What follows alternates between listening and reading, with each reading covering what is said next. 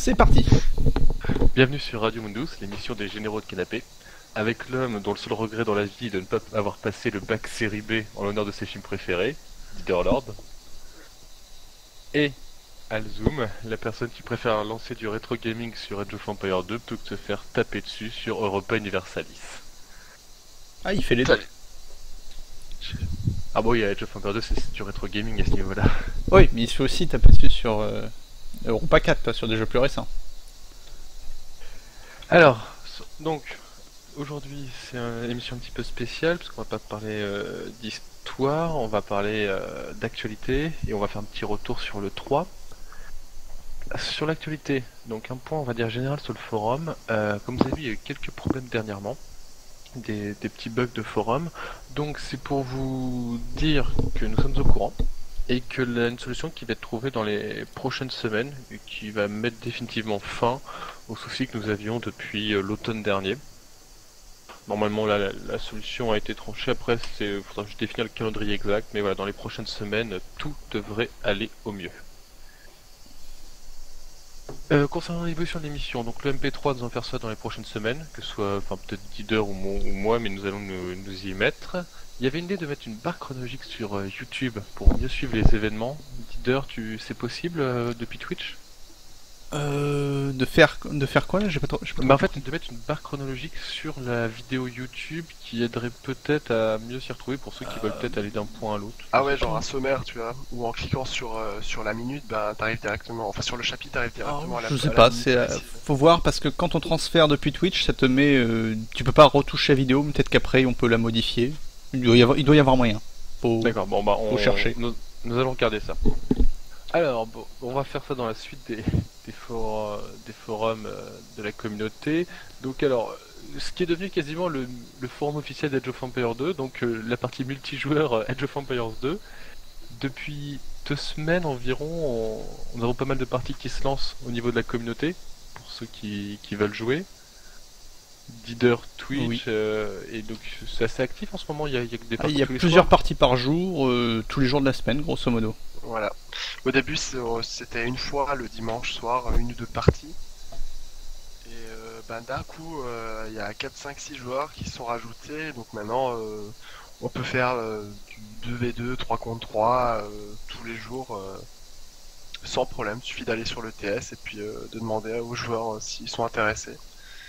N'attendez pas forcément qu'une partie soit organisée sur le forum. Voilà, Il c'est y a ça. pas mal de joueurs sur le TS et de parties qui se lancent spontanément le soir ou l'après-midi. C'est vrai que j'avais créé un sujet justement pour organiser, parce qu'à la base je pensais pas qu'il y aurait autant de succès, et donc que si on s'organisait pas on pourrait jamais en faire, mais là en fait, ouais. N'hésitez pas à demander aux joueurs, ça peut s'organiser très rapidement, et voilà. Ensuite, les Euh, Vas-y. J'en profite aussi pour... peut-être que certains membres ne savent pas, mais il y a une extension d'Age of Empires 2 qui va sortir cette année, probablement fin d'année, et ça s'appelle les Royaumes africains. Et donc ça va rajouter des royaumes, forcément, notamment les Berbères et les Maliens. Il y aura de nouveaux animaux comme les crocodiles ou les lions, qui étaient eux déjà présents dans Age of Empires 1. Et voilà, de nouvelles cartes, de nouveaux environnements. Donc pour le moment, il y a 3 carnets de développement qui ont été publiés, et vous pouvez déjà en consulter 2 sur notre forum. Il y a une idée du prix de cette Aucune extension? idée, aucune idée. D'accord. Parce que on a beau Bah, dire, moi ça me fait mal hein, de pour le payer coup, de payer des DLC pour un jeu qui a 16 ans. ouais. Moi, je crains que ce soit cher. Dans les 15 euros, je pense que. Ah, 15 euros. Après, je peux me tromper, mais. Le précédent coûtait 9 euros Ah, ah non, peut-être que du coup, ce sera. Ouais, à sa peut-être sortie. 9 euros. À sa sortie hors promo, je crois que oui, 9 euros et 9 euros pile, hein, pas 9,99 €. Alors, ouais, Si je me gourre pas. plutôt alors aux alentours, ouais, de ce prix-là. Mais c'est vrai que, bon, le jeu, il est sorti en 99. C'est vrai que payer de nouveau 10 euros pour une extension, ça fait un peu beaucoup. Mais bon, après, il y a un suivi qui est fait au niveau du multijoueur. Il Il y a eu un ou deux patchs cette semaine ou la semaine dernière, je ne sais plus exactement. Donc voilà. Le jeu n'est toujours pas mort. Au contraire. C'est bien de voir que les développeurs trouvent de nouvelles idées très innovantes pour leurs jeux et que ce n'est pas du tout des fins commerciales. Surtout, je comprends plus sur les développeurs d'origine. Hein. C'est pas trop. C'est qui Alors, exploite non, la non, licence je pense qu'ils sont à la actuellement? retraite depuis longtemps. C'est Steam ou Microsoft tous les deux? Ça, je ne sais pas. Mais par contre, ce sont les développeurs de The Forgotten qui contribuent aussi au développement de la nouvelle extension. Donc voilà.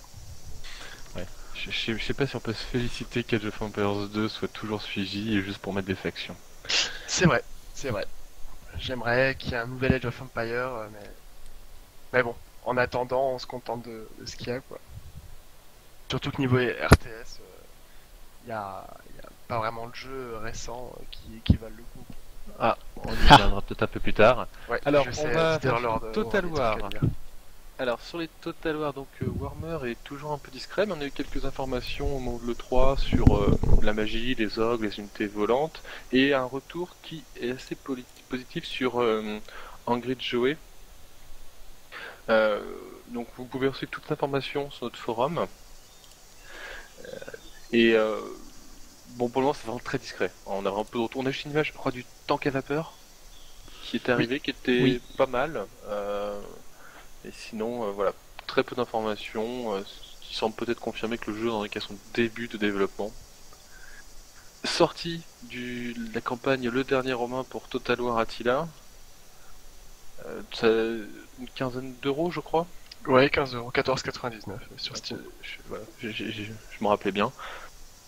Donc là, pareil, nous avons quelques articles sur le forum, donc pour suivre l'actualité, puis pour donner vos retours. On en avait déjà un peu parlé sur la dernière édition. Nous avons toujours d'ailleurs le projet de faire une émission sur les Total War, mais pour le moment ça a été un peu difficile au niveau agenda par rapport à plusieurs membres. Donc nous sommes toujours sur le projet de faire des émissions spéciales sur les Total War pour montrer des choses et pour faire des retours un peu plus exhaustifs. Sortie de, attention parce que comme vous comparez un peu de rétro gaming, sortie de Medieval et Shogun, premier du nom sur Steam. Oui, on parle bien de Medieval 1 et Shogun 1. Hein. C'est vrai. Ils sont sortis il y a 2 jours. Donc pour tous ceux qui veulent pleurer... Oh là, quel prix? Tiens, je vais aller voir ça. Je vais montrer ça sur le Twitch. 10 euros. Mais je sais pas la difficulté qu'il y a à transposer un jeu sur Steam, mais 8€ pour Medieval Total War, Gold Edition. Mais j'espère que c'est pas trop cher. Je vois pas qui va acheter Shogun 1. Enfin, c'est. Ouais. Sauf vraiment les fans. Ah mais faut vraiment être très fan parce que ce sont des pixels qui se battent. Parce que moi je l'ai encore le jeu. Ce sont des pixels. Ouais. Le moteur est pas mal. Hein. Le moteur de combat est plutôt bien, mais le résultat est un peu difficile. Surtout que quand on le compare à Shogun 2, c'est difficile de se remettre au 1, je trouve. Sauf si on a la nostalgie du jeu.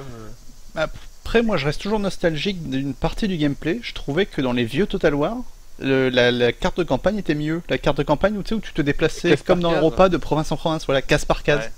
Je trouvais que c'était mieux parce qu'il y a pas mal de soucis liés à la vraie map 3D et à la liberté de mouvement dessus. Oui, bah oui, c'est surtout lié à l'IA de campagne qui multiplie les petites armées et tout. Et ils ont réglé en partie le problème depuis, je crois que c'était Empire Total War, où ils avaient augmenté les zones de contrôle de toutes les armées pour dire bon, alors, vous pouvez aller où vous voulez, mais mine de rien, vous faites pas ce que vous voulez sur la carte. Et ouais. Oui, ils sont obligés de trouver des moyens de contourner les problèmes de l'IA. Et c'est vrai que sinon, enfin, le déplacement de province en province avait des avantages. C'est vrai, ouais. Notamment, tu avais des batailles géantes où 3 armées venues de 3 provinces en attaquaient une et tu envoyais une armée en renfort et tu avais une bataille à 40 unités contre 60. Même si tu pouvais pas toutes les faire entrer d'un coup, mais tu les faisais entrer au fur et à mesure du combat, où tu avais 2 armées, la première combattait, puis se repliait, tu faisais entrer la deuxième. Ça donnait des combats, je trouvais, plus rares, mais plus intenses et plus imposants. Après, tu peux quand même faire des batailles énormes sur les jeux récents. Hein. C'est quand même Sur, plus rare, il y a beaucoup de petits combats un peu chiants qu'il faut se taper. Oui, oui, c'est vrai. Mais si tu veux, tu as quand même la possibilité de faire des grosses batailles. Ah bon, voilà, donc il est heureux de voir que les développeurs trouvent plein d'idées nouvelles pour leurs jeux qui ne font pas que des simples rééditions. L'innovation, c'est un et que mot-clé. le 3 en a été le parfait exemple. Ouais. Ce Donc, sera pour après. ensuite, nous quittons les Total War sur les jeux grande stratégie, donc plutôt Paradox. Nous avons eu un carnet pour Hearts of Iron 4 sur le constructeur d'armée. Donc là, enfin, le planificateur, je crois que c'était le terme qui s'était utilisé. C'est oui, sur le planificateur. Donc, Oui, le planificateur d'armée, c'est le nom du carnet. donc là, on est quand même sur une remise à niveau d'un mécanisme, puisque de facto, il y avait déjà eu des présentations de ce mécanisme, on avait déjà eu des vidéos qui le montraient. Donc là, c'est un peu suite à au nouveau délai accordé pour la sortie du jeu. Il présente le nouveau mécanisme qui sera probablement définitif.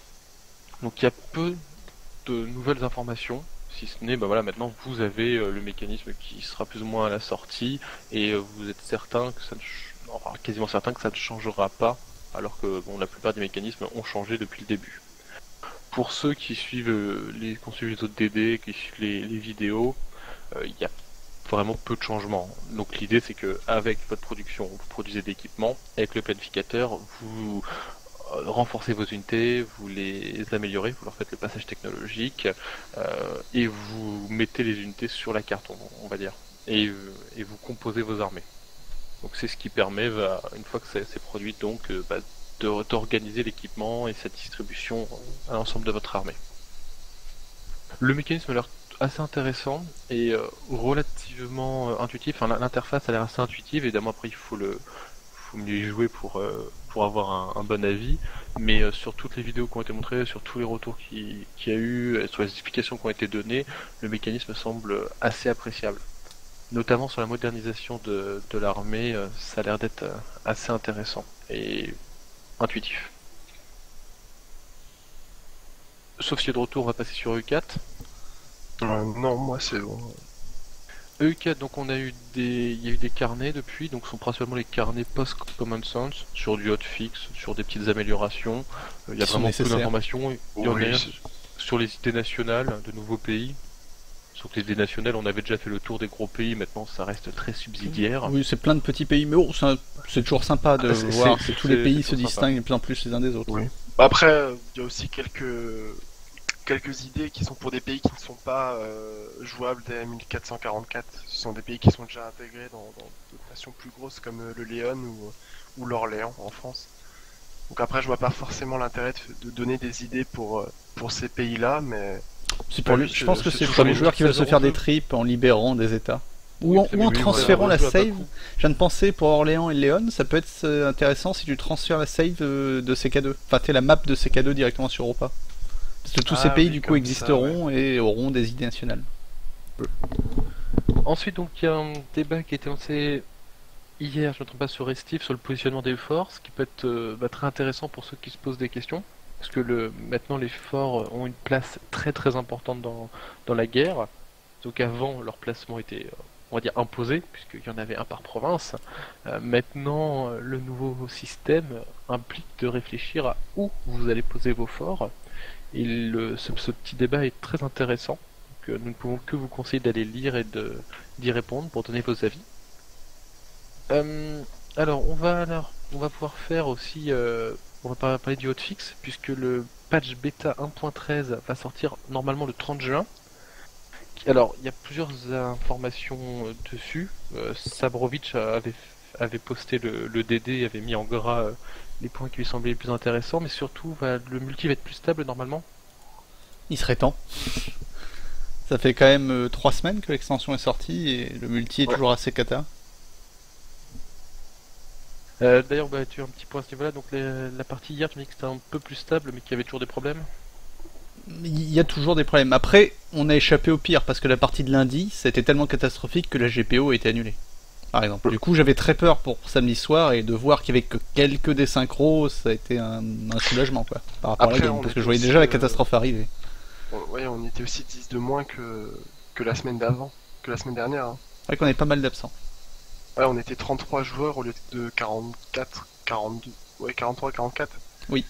Donc déjà ça diminue d'un quart le risque de problème. Et malgré ça, on avait encore, oui, 2-3 joueurs qui avaient des problèmes de désynchro. Mais bon. Il n'y a pas de dessin général, comme disait Tanus dans le chat. Ouais, c'est ça. Crusader King 2 Horse Lords sortira le 14 juillet pour la fête nationale. Donc on savait qu'elle arriverait tôt. J'avais parié à peu près sur mi-juillet, donc mi-fin juillet, donc j'étais dedans. Donc on a eu un carnet depuis. Donc là on s'achemine quand même sur peu de nouveautés en dehors des tribus. Mais par contre plein de petites corrections de bugs et de petites améliorations intéressantes. Parce que donc voilà, enfin en dehors des tribus il y a les forts, et sur les tribus ce sont le système de clan, le système de manpower qui vont principalement changer. Et la route de la soie. Mais elles ont l'air d'avoir vraiment un gameplay à part. Il y a pas mal de petites options sympas, Oui, notamment les héritiers, les aventuriers, les pilleurs. Ça a l'air sympa. Moi j'ai hâte de tester. Et la route de la soie est intéressante. Elle reprend donc l'idée un peu du système commercial de U4 avec des voies et des possibilités de rediriger le commerce. L'idée est très intéressante. Et l'idée aussi que lorsqu'une voie est momentanément rompue, le commerce se répartit ailleurs et augmente la richesse des provinces. Ça peut donner quelque chose d'intéressant. Alors petite info, oui, pour tout le monde, on avait oublié de leur préciser, mais non, Farah c'est parti agrégé de la haine pendant tout le week-end. Il sera là la prochaine fois avec nous. Il y a aussi du parti multi qui se propose, puisqu'il y a un multi sur le mode Elder Kings. Alors bon, ça va peut-être être un peu difficile de lancer la partie, sachant que le prochain patch arrive dans 2 semaines. Mais voilà, donc il y a une partie sur ce mode sur qui est tiré de Tamriel, Elder Scrolls, la série Elder Scrolls. Et il y en a une autre partie pour des joueurs plutôt débutants, intermédiaires, pour ceux qui veulent s'inscrire. Alors nous avons eu aussi un petit message de Raph en plan de réédition. Il y a Homeworld Remasterized qui est plutôt une bonne réussite. Et il y a un projet de campagne communautaire qui va avoir lieu. On n'en dit pas plus parce que ce n'est pas encore sorti, mais Raph et le Fourreur travaillent dessus. Donc pour tous ceux qui veulent se faire une campagne dessus, sachant qu'il va y avoir il y a du gros travail informatique qui est fait derrière par ces 2 personnes pour vous offrir une campagne très intéressante. Une campagne multijoueur, précise, au cas où ça n'aurait pas été clair. Ensuite, Act of Aggression. Il y a plus d'autres jeux avant. Mountain Blade, il y a des nouveautés ou pas? Je n'en ai pas vu. Après c'est pas possible qu'on soit passé à côté, mais je n'en ai pas vu. D'accord. Bon bah Act of Aggression.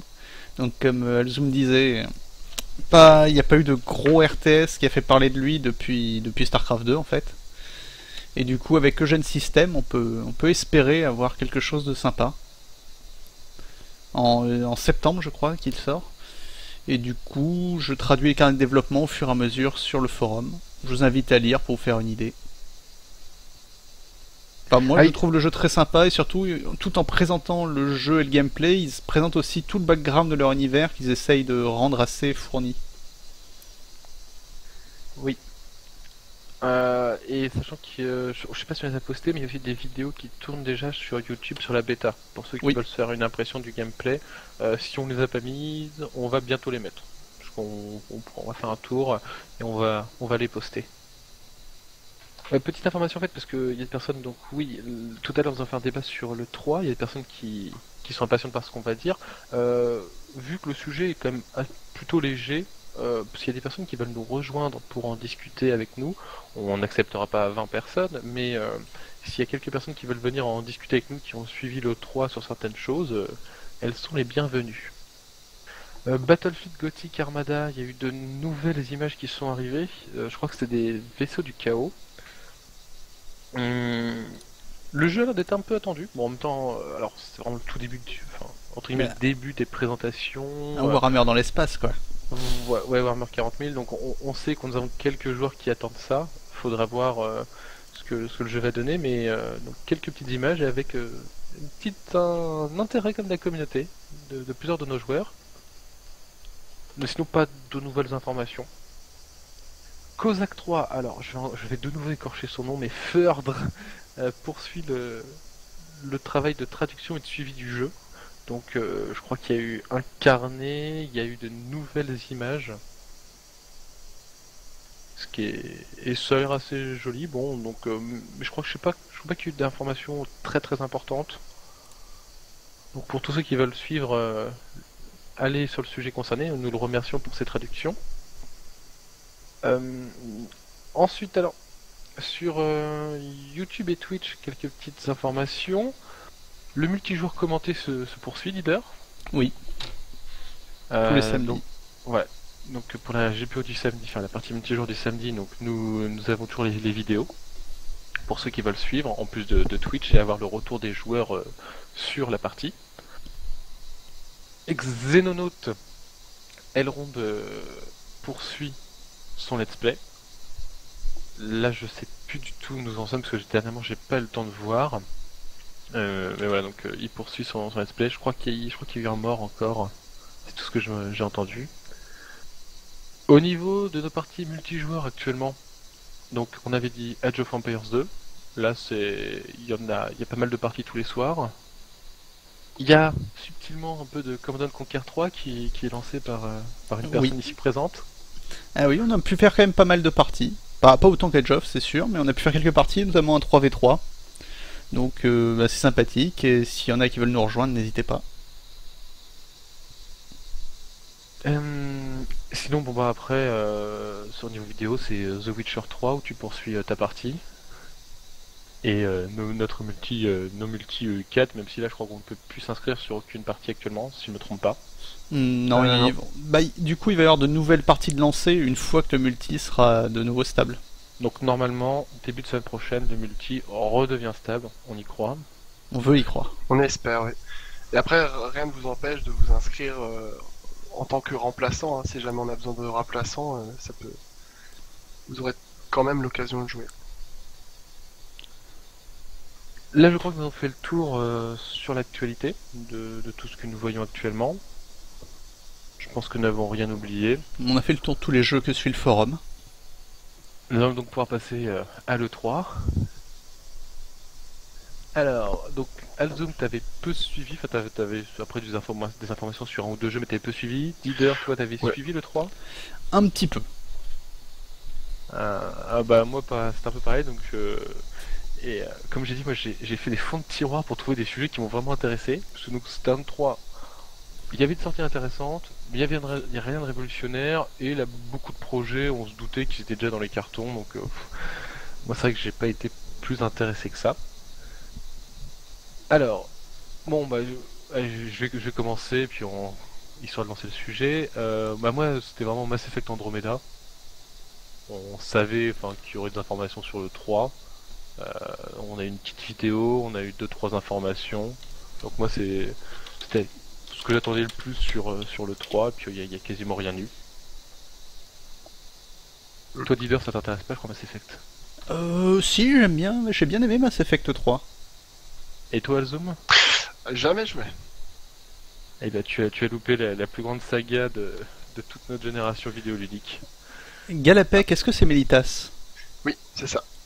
Qui demandait à venir avec nous, je vais le déplacer. Tout à fait. Voilà.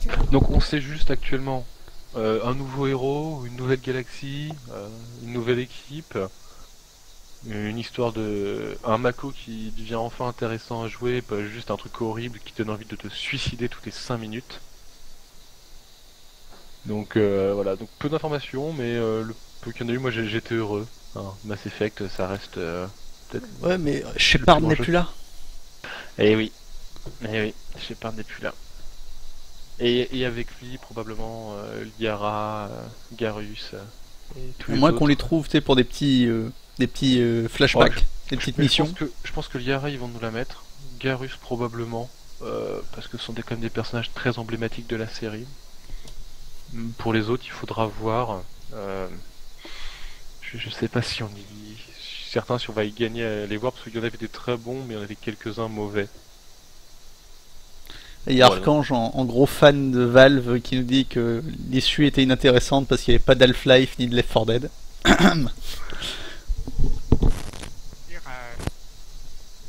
Salut Militas. C'est vrai qu'il n'y a pas d'informations. Mais d'ailleurs, le Half-Life 3, il commence un peu à se faire attendre. Est-ce qu'il viendra un jour? Est-ce qu'il sortira un jour? Oui, forcément, c'est porteur. Oui, oui, C'est juste qu'ils veulent pas se rater. Ils peuvent en faire un excellent jeu. Enfin, le 2 à son époque avait été une vraie claque. Le 3 peut aussi pousser encore plus loin certaines choses. Et l'effort des 3, ce serait bien parce que en jeu de coop avec des zombies, ça peut être très bien. Par contre, il faudrait sûrement qu'ils revoient peut-être un peu le système, qui peut être un peu répétitif à force. Mais surtout qu'il y a de la concurrence, hein. Il y a pas mal de jeux qui sont sortis sur le même principe ces dernières années. Et il y a le nouveau Dead Island, il me semble, qui sort bientôt ou l'année prochaine. Mais en fait, si on... oh là, nous avons perdu Militas là. Ouais. Il vient de percuter quelque chose. J'apporte Archange au passage. Bonjour Archange. Alors, Yo. pour la suite, est-ce que quelqu'un a envie de passer sur un jeu ou je fais la suite de ce que j'ai noté? Continue. Bon, alors je pense qu'on pourrait quand même parler d'Anno 2205 je t'en prie. qui a été annoncé. Bon bah du coup comme vous pouvez le douter, ce sera un jeu dans un univers futuriste encore plus que Anno 2070. Voilà, sinon moi je suis pas forcément fan des univers futuristes donc je vais suivre un peu le développement mais sans trop. Pourtant, il y avait eu des bons retours quand même sur le dernier anneau qui était sorti, il me semble. Ouais. J'ai jamais joué à un anneau, mais t'as l'air de dire qu'il est pas si bon que ça, mais j'ai eu des retours un peu contraires. Ah non, je dis pas qu'il est pas bien, je dis juste que moi personnellement, les univers futuristes, ça me branche pas trop. J'aurais préféré avoir un anneau sur l'Antiquité par exemple. Tu vois. Mais bon, après voilà, ça reste personnel. Il y avait une petite remarque, oui en effet. Alors moi aussi je préfère que Mass Effect on n'ait pas une version tous les ans comme un Assassin's Creed et que ça devienne une série un peu bâclée, donc qu'ils prennent leur temps. Et d'ailleurs je pense que c'est bon déjà parce qu'ils ont un autre jeu de rôle en MMO puis parce qu'il n'a pas eu forcément le succès escompté, mais Mass Effect serait typiquement la série que BioWare pourrait mettre en MMORPG. Mais après, ça me paraît quand même difficile de sortir un jeu par an en mode Assassin's Creed sur un jeu RPG. Non, ce serait quasiment possible. Ça me paraît quand même très compliqué. Bah, ou alors tu as plusieurs équipes qui travaillent dessus, comme ils font sur Assassin's Creed. Oui, mais quand bien même, ça paraît quand même assez difficile. Ah oui, non, mais ça me paraît aussi également très très difficile et pas souhaitable. Oui, de toute façon, oui. Tout le monde n'est pas particulièrement d'accord sur ce qu'il faut dire de Mass Effect, mais c'est quand même des jeux qu'on voit qui ont été travaillés tout au long de les 3 jeux, on voit qu'ils ont été travaillés et que ça n'a pas été... La création d'univers est absolument extraordinaire. Le premier, bon, a peut-être un peu mal vieilli certains aspects de gameplay, mais l'univers est magnifique. Oui, voilà, non, c'est BioWare, de toute façon, je crois qu'ils n'ont jamais bâclé un de leurs jeux, en tout cas pas à ma connaissance. Ah, certains pourraient te dire Dragon Age 2 quand même. Hein. J'ai jamais joué à Dragon Age. Et ben Dragon Age 2, c'est un jeu où tu as 7 cartes pour des donjons et qui représentent toutes les cartes possibles, mais après tu n'entres pas toujours par la même entrée. Et après on te fait croire que c'est pas la même carte. On te fait croire qu'il y a 21 donjons alors qu'en fait c'est 3 fois 7, c'est ça? Ouais, d'accord. Alors, un autre jeu que j'attendais pas mal, enfin que j'attends, Deus Ex Mankind Divided. Ah, je crois que t'étais pas fan de la licence, parce que moi c'est l'un des trucs que j'attendais justement. Alors, en fait, c'est un peu spécial. J'aime beaucoup la licence, mais le dernier m'a laissé sur ma faim, puisque moi je m'attendais à un jeu qui me parlerait au passage du débat sur le transhumanisme. Et comment te dire, j'ai été très déçu. Tu parles de Human Revolution? Ouais. Ah, moi j'ai beaucoup aimé Human Revolution. Non, mais en fait, non, le jeu était sympa, mais le scénario, je trouvais qu'il était pas assez fouillé. et on était un peu plus du côté vraiment conspiration.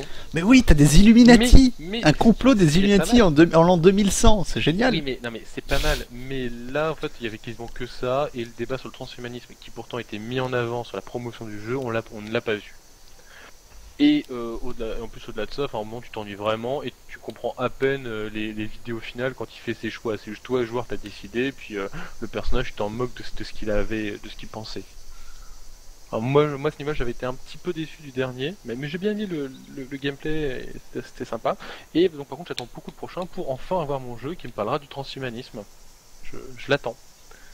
Surtout qu'ils ont amélioré certaines choses. Enfin, on a eu une vidéo sur les phases d'infiltration, sur les phases de combat, sur les nouveaux pouvoirs d'Adam Jensen, sur le synopsis du jeu. Donc moi j'aimerais un bon jeu bien fouillé qui me propose une vraie arrivée dans le futur avec les débats que cela pose.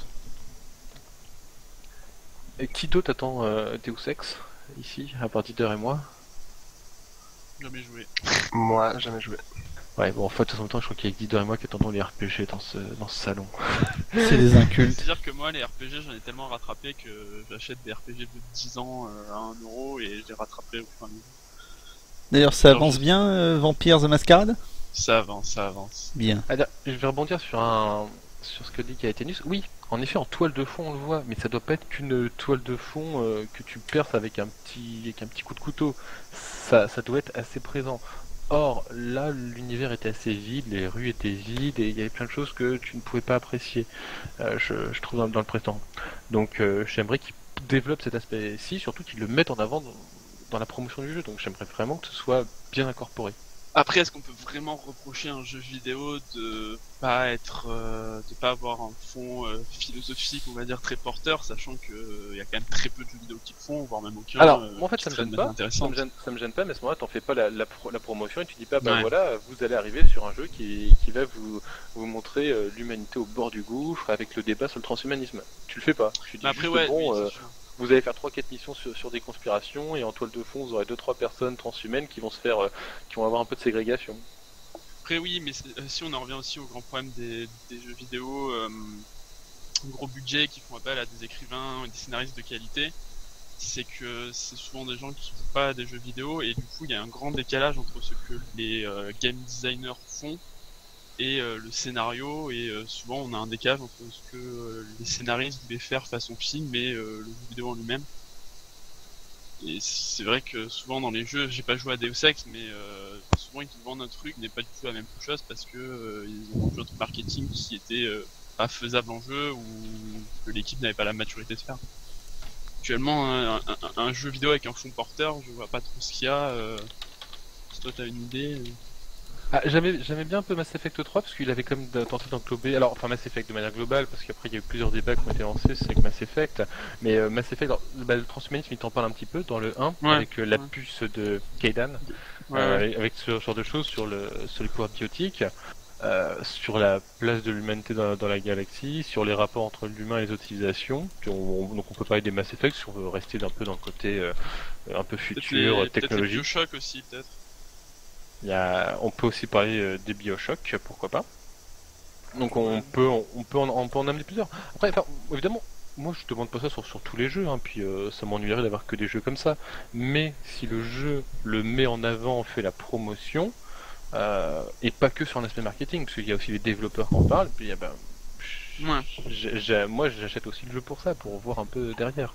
Ce serait comme si un Total War fait la promotion sur sa diplomatie, quoi. Tu vois. Oh, petit troll au passage. Mais si on sait la profondeur dans les jeux, il y a plus de jeux qu'on ne pense qui en ont. Moi je trouve qu'Europa c'est très profond quand tu joues le Portugal. T'es une petite merde en Europe, donc qu'est-ce que tu fais? Tu vas traumatiser des primitifs, développer le commerce et l'esclavage. Si tu réfléchis.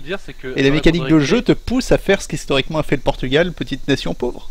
D'accord, donc le jeu nous pousse à faire dans la cour de récré, si on a été un peu traumatisé, on va tabasser les plus petits que soi. Oui, exactement. C'est une belle leçon de vie. On va faire la suite des RPG, Pierre of Eternity avec son extension. Oui, pour laquelle on n'a pas beaucoup d'infos, à part que le level max monte.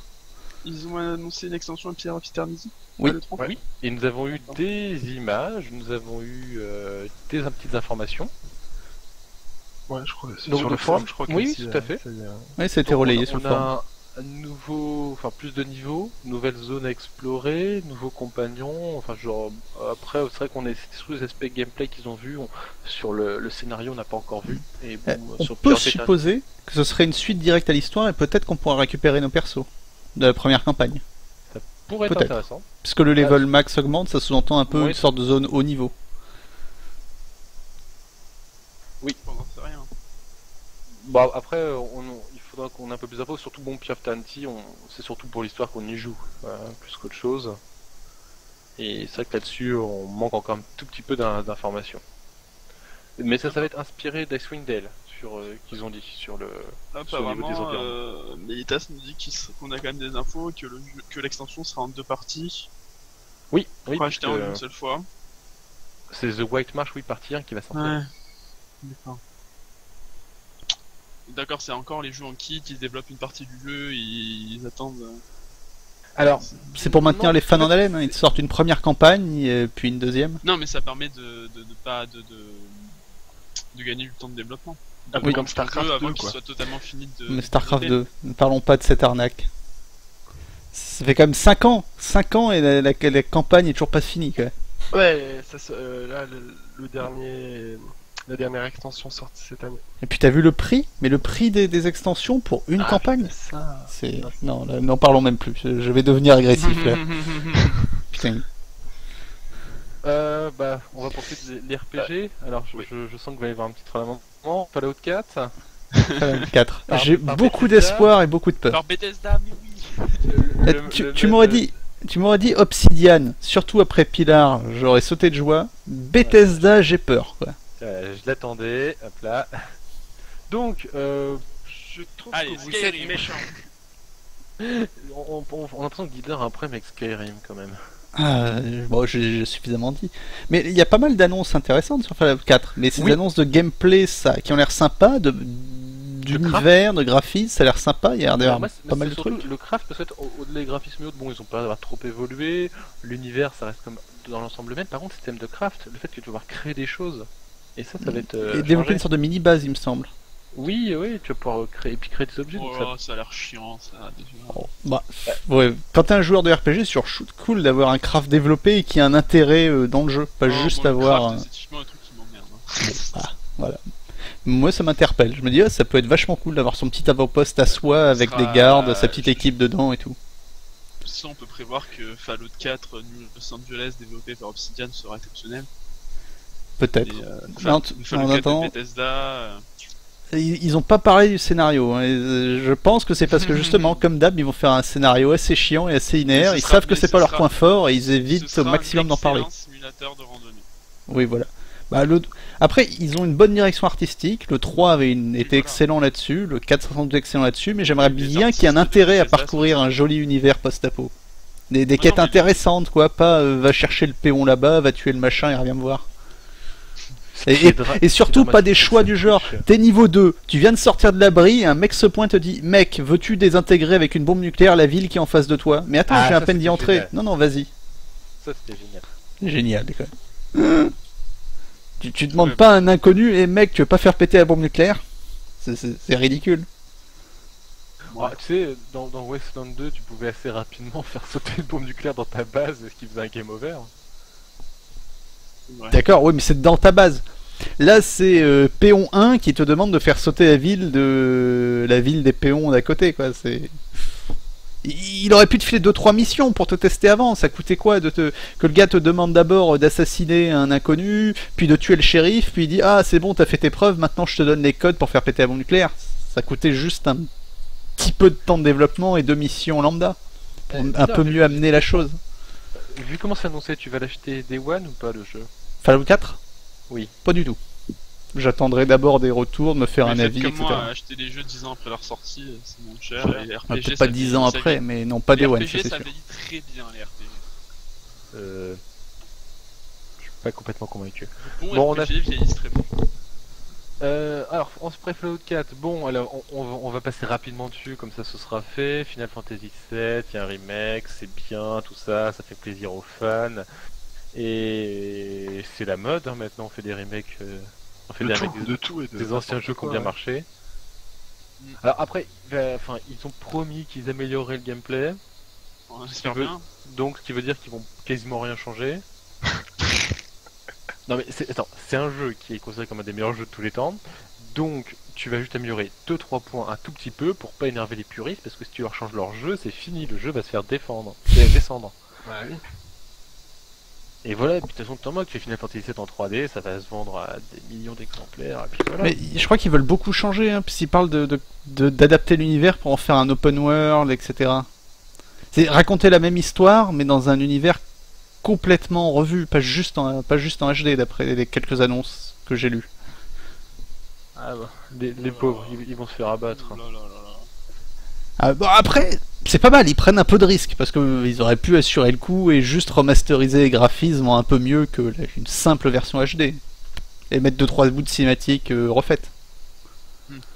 Il y a la PEC qui ça va être une catastrophe. Mais c'est ça, mais en fait, je pense que tous les fans vont dire ça, enfin, ils ne veulent pas que attendez, le jeu change, ou alors à la marge. Les gros développeurs ont déjà du mal à innover, les rares fois où ils mettent un bout d'innovation dans la régression, n'allez pas leur cracher dessus tout de suite, laissez-leur le bénéfice du doute.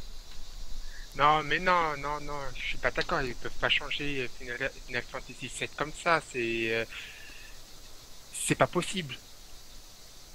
Ils ont pas le droit, voilà. Mais ce non, sera pas le même jeu, tu pourras toujours jouer à ton vieux Final Fantasy VII, quoi. Non, ça sera pas le même jeu, c'est la même histoire, mais dans un univers remanié, complètement remanié. Non, parce qu'il y a remaniement et remaniement. C'est parce que si c'est rechanger des cinématiques en faisant des cinématiques plus belles et tout, mais le jeu, la base du jeu en lui-même, il faut pas le changer parce que justement c'est ça qui donne le petit goût qu'on veut y rejouer. S'ils changent, les gens ils vont pas l'acheter parce que ça va pas être, ils vont pas avoir le souvenir du Final Fantasy VII qu'ils ont joué. Oui, Ouais, mais ça, l'idée ça c'est marche peut-être bien, aussi il de est pas toucher un nouveau original. public qui serait attiré par l'aura de Final Fantasy VII alors même qu'il n'y a jamais joué. J'ai jamais joué à Final Fantasy VII, j'aurais pas envie de l'acheter. Maintenant, enfin j'ai pas envie d'y jouer maintenant, après peut-être que s'il y a un remake et qu'il est bien, je me laisserai peut-être éventuellement tenter, mais... Voilà, l'intérêt c'est aussi d'attirer un nouveau public. Alors, Non, vas-y, parce que explique. Final Fantasy VII, en restant sur les bases du jeu et tout, mais en le remaniant au niveau du graphisme et tout, ça pourrait refaire un autre succès. Mais rechanger en faisant un open world et tout, en jouant les mécanismes et tout, non, parce que les mécanismes du jeu en lui-même, elles sont pas nulles. C'est pas ça qui change. C'est que le l'open jeu, world il- changera rien. Enfin, au niveau des combats, ça restera du tour par tour RPG standard japonais. Bah, ça dépend ce qu'ils font, parce que les derniers, Oui. c'était pas tout à fait le cas, je crois. Alors là, on va à la non, catastrophe. Justement, non, c'est parce que je pense qu'ils vont plus se baser sur un truc comme Final Fantasy 12 ou Final Fantasy 13, ouais 13, ou le 15 qui va bientôt sortir, mais pas sur un ancien jeu.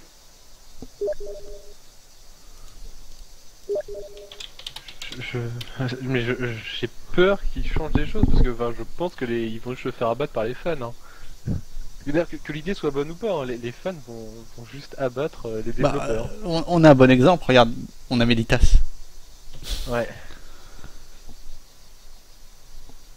Bon, je profite du blanc juste pour parler de un jeu qui, bon, pour l'instant on n'a pratiquement aucune info, mais c'est Vampire qui serait un nouvel jeu sur l'univers de Vampire the Masquerade par un studio français et édité par Focus.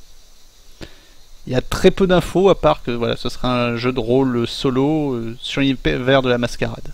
Et il y a un petit concept teaser que vous pouvez trouver sur les sites de l'E3. Moi ça m'interpelle toujours, un jeu sur l'univers de Vampire la Mascarade, donc je suivrai ça même si pour l'instant il n'y a pratiquement rien dessus. Je me fais penser, on a eu quelques images de Hollow Point. Alors Hollow Point, c'est un jeu qui a été présenté à la Gamescom l'année dernière, qui va être édité par Paradox. Alors en 2,5D, donc c'est pas tout à fait de la 2D, pas tout à fait de la 3D, sur un jeu très coopératif apparemment, donc très peu d'informations encore, ça fait 1 an qu'il a été annoncé, mais on a toujours très peu d'informations. Donc j'attends de voir, ça peut être une très bonne chose, hein. J'avais vu des idées qu'ils voulaient faire qui pouvaient être assez intéressantes sur la coopération entre joueurs. XCOM 3, 2. C'est comme 2. XCOM 2.5. Quelqu'un a suivi? Donc d'après ce que j'ai compris, on serait plus ou moins sur la suite de l'histoire, sauf que les aliens auraient gagné la guerre, et donc on jouerait un groupe de résistants, on reprend les bases de l'ancien jeu au tour par tour. Après faudrait voir le détail, mais on va sûrement être sur le même système avec 2 actions par. Est-ce que ça va être... Est-ce qu'il y aura une phase de gestion de ville parce que dans le 3ème XCOM, dans le 3ème XCOM de la première mouture du jeu, c'était aussi le même speech, les aliens avaient gagné, et il y avait plus qu'une seule ville humaine qui tenait grâce à des champs de force ou je sais pas trop quoi, et avec des mecs qui sortaient à l'extérieur pour piller des trucs et tuer des aliens. Là l'idée c'est vraiment qu'ils dominent le monde, mais en fait les villes, l'humanité a subi des évolutions technologiques en fait, ils gouvernent le monde par derrière. D'accord. Donc je crois que c'est ça l'idée en fait, et qu'il y a des humains qui travaillent pour eux. Okay. Donc après on joue la rébellion et le but c'est je pense de chasser, d'éradiquer les extraterrestres de la Terre. C'est totalement pompé sur la FF2. Oui, tout à fait. Enfin bon, voilà, donc... C'est dommage parce que j'aurais bien aimé qu'ils fassent comme dans la première version avec un XCOM 2 sous l'eau avec des harpons. Ça aurait été drôle. Sous l'eau Ouais, dans le premier jeu. Ça, les gens auraient crié au plagiat de Bioshock, puisque toi tu cries au plagiat d'Half-Life. Non, mais dans XCOM 1, tu battais, ça c'était exactement la même chose que XCOM Enemy Unknown. Et après, les aliens revenaient dans le 2 sous l'eau. Ils installaient des bases sous-marines et du coup, tu combattais avec des sous-marins, des plongeurs, et les attaques de terreur c'était dans les ports, genre à Marseille ou à New York. C'était intéressant. Donc, ouais, et 2 nouvelles classes, puis bon, ils nous ont, comme d'habitude, on promet de nouvelles améliorations du jeu et autres. On a l'air vraiment de rester sur les mêmes bases en termes de jeu. Hein. Il n'y a pas l'air d'avoir de grands changements. En même temps, le gameplay est plutôt bon. Le problème du dernier, c'était un peu trop simple. J'en profite pour dire, si vous avez aimé XCOM ou si vous êtes fan un peu du style de jeu ou que vous étiez fan du premier XCOM, essayez vraiment Xenonaut, qui est sorti récemment et qui est vraiment une tentative de refaire une version remasterisée du premier XCOM, qui est beaucoup plus dur, beaucoup plus entre guillemets, avec des gros guillemets réalistes et qui est beaucoup plus sympa à mon sens. Oui, parce qu'en fait, il faut mettre ça parce que moi c'est aussi pour ça que j'ai appelé XCOM 3. Donc il y a eu le premier XCOM qui était très très dur. Alors par contre, mais une partie de sa difficulté était due au caractère parfois très aléatoire de certaines rencontres. XCOM Enemy Unknown, sur lequel Elrond a fait un let's play, c'est le 2e XCOM, et là le XCOM 2 qui sort, en fait c'est le 3e de la série. Oui. C'est pour ça que je l'ai appelé XCOM 3, parce qu'il oui, mais après, comme je t'ai dit, en fait, il y a 3 XCOM 1, si tu veux, donc techniquement, c'est le 5e de la série. Ouais, enfin, là, je parle pour les personnes qui n'ont pas trop suivi la série XCOM. Parce que tu me parles des XCOM des années 90. Oui, bah oui. Oui, mais bon, il y a plein de gens, je suis sûr, qui savent même pas que ça existait. Ah, attends, c'était une des meilleures. Ça a été considéré comme l'une des meilleures séries tactiques, stratégiques des jeux vidéo. C'est pas anodin. Ça reste un jeu de niche. Hein. Mais voilà, je vous conseille vraiment d'aller jeter un tour, notamment sur le Let's Play d'Elrond, dont Benoît a parlé tout à l'heure, sur Xenonaut, qui est vraiment très intéressant. Où on a beaucoup plus de soldats à gérer, où on doit vraiment aménager sa base, où on peut avoir plusieurs bases, c'est plus intéressant. Donc maintenant que t'as fini XCOM 3, fallait Mirror's Edge Catalyst. Je l'attends. Qui a l'air donc, on est sur une suite directe, je crois, du premier Mirror's Edge. Mais, grosse particularité, l'open world annoncé. Pourquoi pas. Parce que donc l'autre c'était, enfin le premier c'était des couloirs, C'est un jeu qui avait eu un énorme succès critique, mais pas un succès commercial. Et donc là, on a suite qui est annoncé, ça pourrait être un excellent jeu. Faudra qu'on voit les informations. Bah d'ailleurs, j'ai jamais trop bien compris pourquoi il avait fait un peu un flop commercial, parce que toutes les personnes avec qui j'ai parlé qui avaient joué au jeu l'avaient trouvé, Ah oui, non, trouvé génial. Il a d'excellentes critiques. Mais Oui, peut-être mais pas parce que seulement de la presse, c'est ça que je veux dire, c'est que il a en plus ils avaient investi dans une grosse campagne marketing, il y avait des pubs à la télé, il y avait des pubs sur tous les sites internet de jeux vidéo, tous ceux qui ont joué l'ont trouvé très bien, tous les journalistes ont dit qu'il était très bien, et c'est vrai que je comprends pas pourquoi est-ce que ça a été un semi-échec commercial. parce que ça intéresse pas les joueurs comme type de gameplay, de jeu. C'est vrai. Le gameplay est assez réducteur, hein. Tu cours, tu sautes, c'est stylé, mais moi perso, au bout de quelques heures, je trouvais le truc chiant et répétitif. Après Ouais. avoir été ébloui les premiers instants. Justement, je me disais, putain, ça serait plus intéressant. Pourquoi c'est pas plus ouvert? Pourquoi il n'y a pas plus de missions? Pourquoi c'est pas plus long? Pourquoi il n'y a pas plus d'intérêt à courir et sauter comme ça dans tous les sens? Mais non, mais si c'est un open world, je pense que c'est vraiment typiquement- Ça me fait penser à une sorte intéressant de open démo world. technique, hein, un peu comme Assassin's 1, une sorte de concept. On teste un concept et si ça marche, on va faire un vrai jeu autour. Mais je trouvais que ça Oui, ressemblait mais plus à un concept avec un bout de scénario qu'à un vrai jeu. Oui, mais le concept était bien. Je trouve qu'il y a quand même énormément de personnes qui ont adhéré au concept. Comme je dis, il y a une grosse pub. Il y a Ouais. eu, tous ceux qui ont joué, à part toi, franchement, on en avait relativement positif. Même toi, il est pas forcément négatif. Tous les sites, tous les testeurs, les journalistes de jeux vidéo ont quand même mis des critiques plutôt positives. Et c'est vrai que pour moi, ça reste quand même un mystère. Ce semi-échec commercial et qu'ils aient mis autant de temps à oser faire un 2. Mais justement, ça a été un échec commercial, du coup, j'imagine qu'à la base, ils avaient prévu de faire toute une série, et Oui, c'est sûr. notamment c'est Ubisoft, hein, c'est les pros des séries rapides, et ça les a refroidis, l'échec commercial, du coup ils ont hésité Ouais. longtemps, ils ont attendu justement qu'il y ait vraiment une grosse demande, que le jeu ait fait parler de lui par le bouche à oreille et par des rééditions, etc., et des promos Ouais, c'est Steam pas faux. pour lancer le 2. Bon, de notre côté, ça voudrait dire que le 2 sera sans doute mieux que s'il avait sorti à l'arrache l'année suivante. Voyons le bon côté des choses. Oui. Mais bon, je crois qu'on n'a pas trop d'infos en plus là-dessus, quoi. Non, à part l'open world, on n'a pas eu trop d'infos. Ah si, apparemment, on pourrait peut-être se battre un peu plus. Bon, c'est Mais un peu j'ai- dommage, ça. Voilà, j'espère que ce sera pas trop développé, puisque l'intérêt c'est principalement de courir. Si tu peux commencer à te battre partout, le jeu va perdre en intérêt. Hmm. Enfin, il va perdre ce qui le rend un peu spécial.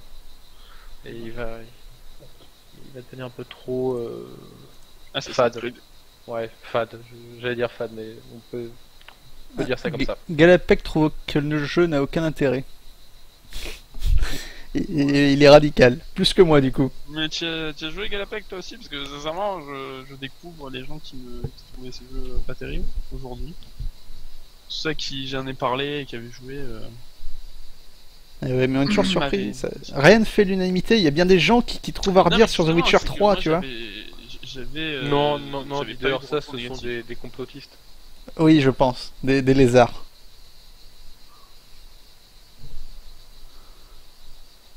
Oui, non, mais ok, il manquait d'ambition, mais c'est vrai que le concept était quand même bien. Vous avez dit. Ensuite, Ouais, donc, quoi là je suis vraiment dans les fonds de tiroir. Il reste Star Wars Battlefront 3. Ouais, j'allais venir un petit peu après. On peut commencer par Star Wars Battlefront. Tiens, Donc, j'ai entendu un oiseau passer quoi. Star Wars Battlefront, bah, ça a l'air très joli. Par contre, alors ça a l'air magnifique. Ouais, attention, les Oui, attention. vidéos à l'E3 sont toujours très belles, on se souvient de Watch Dogs, mon dieu c'était magnifique, le jeu sort, il est... Ou même The Witcher quoi. Même The Witcher apparemment, enfin, c'est... Attention, ils sortent des vidéos parfois retravaillées ou même avec le moteur du jeu, mais extrêmement belles, et au final le jeu en lui-même, notamment avec des consoles, blablabla, on va pas rentrer dans le débat, sont toujours beaucoup moins beaux à leur sortie que ceux qui sont annoncés à l'E3. Ouais, c'est vrai. C'est systématique. C'est systématique. Bon, donc, quoi qu'il en soit, il sera toujours plus beau que le 2. C'est sûr, mais... Oh bravo. Non, mais. Merci, voilà, Captain après, Obvious. Le problème, c'est qu'il n'y a pas la République ni la CSI. C'est vrai que pour Non, l'instant je c'est sais pas. que sur les épisodes 4, 5, 6. Ce qu'on a vu. Non, c'est après, je crois. L'histoire, ce sera après l'épisode 6, en fait. Enfin, ça restera oui, des ouais, repères. mais l'histoire- Je vais faire la bataille de D'accord. Je parlais au niveau des unités, les oui, armes, d'accord, les ouais. vaisseaux, les maps, c'est Ouais, c'est les épisodes 5 et C'est 6, la parce qu'on a trilogie. vu la bataille d'Andorre et la bataille de Hoth dans les vidéos. Ah, c'est sûr, c'est triste, mais bon, après, Après, ça peut largement suffire à faire un bon jeu. ouais, mais après, de toute façon, ça laisse la place à, malheureusement, des DLC, voire de vraies extensions sur l'ancienne guerre. Merde, je sais plus comment elle s'appelle, j'ai L'ancienne honte. République. Non, Oui, pas du tout. bah, la guerre, mais la non, guerre des systèmes indépendants. C'est je crois. c'est la guerre des C'est la CSI, c'est ça? la Oui. guerre des clones. Oui, la guerre des clones. Oui, voilà, je trouvais plus le nom. Mais n'oublions pas que c'est fait par Electronic Arts et qui sont particulièrement au fait de vendre des maps, 4 maps pour 15 €. Donc, Ah, mais c'est sûr, mais ouais. de toute façon, il faut s'attendre. oui, Ça De toute façon, reste Battlefront, Ils c'est adorent le Battlefield, c'est Battlefield dans Star Wars, donc Voilà. ils Après, peuvent reprendre les mêmes Battlefield, principes commerciaux. On n'aime pas, ça va être la même chose. Hein. Si t'aimes pas Battlefield, Ah. tu vas sans doute pas aimer Star Wars, si t'aimes pas. Ouais, mais quand tu fais Ah, la comparaison ça va être ça. avec Star Wars Battlefront 2, t'as quand même du mal, quoi. Je veux dire, déjà, t'as 2 factions en moins, t'as beaucoup moins de cartes. De planètes, je parle, il y a, je crois, 4 planètes différentes, alors que dans Star Wars Battlefront 2, t'en avais des dizaines. Mais il y aura pas plusieurs cartes par planète? J'ai cru entendre Si, parler. si. Si, mais bon, Vous sentez que j'ai non, suivi. quand on voit ce qu'ils ont dit par rapport au début du jeu, la grogne que ça avait fait, EA est revenu un petit peu sur ses dires en rajoutant plus de contenu que ce qu'ils avaient été au début. oui, déjà. En rajoutant plus de maps et tout Par ça. contre, parce que- Et ils ont intégré 3 des 20 DLC prévus directement au développement du jeu pour gonfler le tout contenu. à Oh il y a mon dieu. aussi un mode coop contre IA, je sais pas si vous avez vu la vidéo là où on doit tuer des vagues d'ennemis où j'ai pas trop bien compris là. Ça se passe sur Tatooine la vidéo. Ça a l'air nul. Oh, c'est encore en Je me suis dit, développement, ça veut pas dire comment grand chose. D'ailleurs, si t'avais Comment voulu bien on peut troll, trouver ce même si t'aurais nul, dit quoi. Ça a DLC l'air nul. prévu et déjà prêt. Oui, comme pour les Total War. Parce que aussi, le truc, ils sont retirés des batailles spatiales. Oui, aussi. Et un Star Wars sans bataille spatiale, Bah, Battlefront 1 on avait. Oui, mais le Battlefront 1, c'était le premier. ouais, mais moi, je sais pas, la plupart des jeux Star Wars que j'ai joué, même des jeux Star Wars sur Atari et tout, il y avait des batailles spatiales à l'intérieur. Après, les batailles spatiales ont eu tendance à disparaître des films. hein. Moi, Donc à partir de là. J'ai même joué à des jeux Star Wars plus vieux. La Rogue Squadron, t'avais même pas de bataille spatiale alors que c'était un truc sur des X-Wing. quoi. Rogue Squadron- Ah oui, c'était que des combats au-dessus de la Des surface des combats, planètes. C'était que des combats atmosphériques, mais ça restait quand même. Ah, mais super c'était un excellent jeu, Rogue Squadron. Ouais. C'est excellent. Et là, il y aura mixte en fait, comme dans Battlefront 1.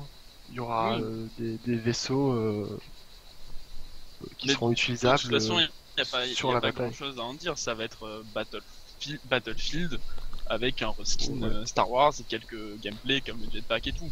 Ouais, les comme Jedi, les, mais ouais, les Jedi. je pense pas que ça va être un mauvais jeu. Le problème, c'est que pour avoir le jeu complet, combien il faudra dépenser d'argent? C'est la grande question. Ouais.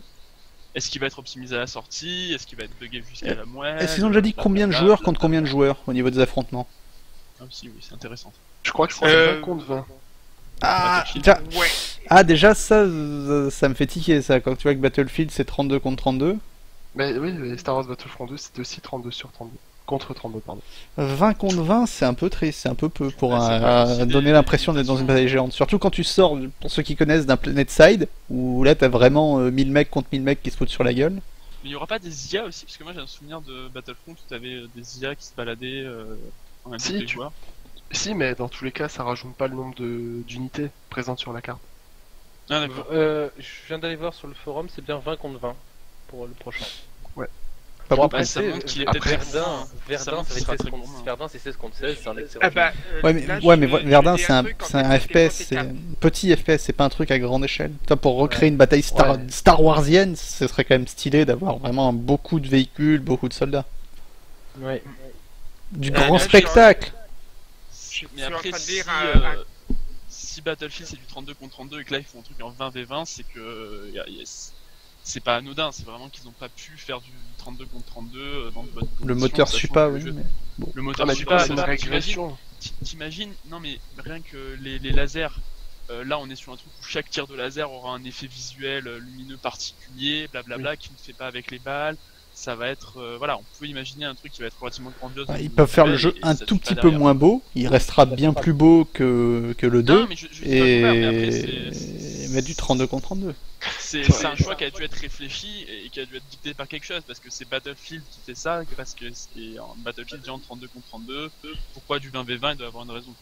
Après, ouais, mais tu auras quand même du mal à être immergé dans... Non. Ça dépend des cartes. Ça dépend des cartes. Si une carte est bien conçue en 20v20, tu peux avoir un effet de masse. Si une carte est mal conçue en 40v40, ça peut être merde. Là, je suis en train de lire sur Jeux Vidéo Magazine que en fait, il y aura des cartes prévues pour 40 et des cartes prévues pour 8 joueurs maximum. Oui, mais ça c'est pareil logique, il y a de toutes les tailles. C'est comme Battlefield, oui, Battlefield t'as aussi des maps de petite taille pour des petits groupes de joueurs, pour faire des combats un peu à la Counter-Strike. Alors, on a quelqu'un sur le chat qui dit que le 32 contre 32 viendra avec un DLC. Je sais pas où il tire ses sources. Il pourrait l'appeler le DLC Mass.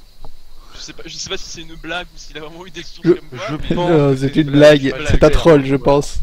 Bien placé. On va avoir la réponse. Mais après, je sais pas ce qu'ils se sont dit. À mon avis, moi je suis d'accord avec toi, il y a une réflexion derrière. Mais ce qui me pose problème, c'est que je suis sûr que la réflexion, c'est bon, les joueurs, c'est des teubés, ils veulent des graphismes clinquants, donc on va privilégier le graphisme au détriment du nombre. Or dans un Battlefield-like, le nombre, ça a quand même vachement son importance.